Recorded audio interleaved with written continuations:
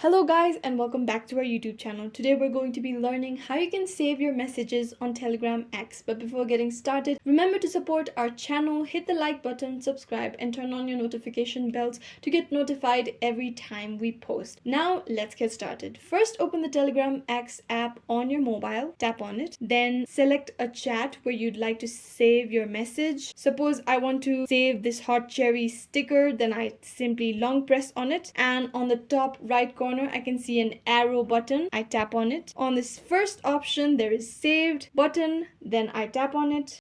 And now my sticker has been saved. If I want to view my saved messages, I can simply go back. As you can see on the top chat, now I have my saved messages and I can see my sticker. You can also view saved messages from the top left corner in the 3-bar icon. You tap on it. Then you have the second option, which is saved messages. You tap on it. It will lead you to the same window, and that's how you save important messages on Telegram X. If you have any questions, let us know in the comments down below, and thanks for watching.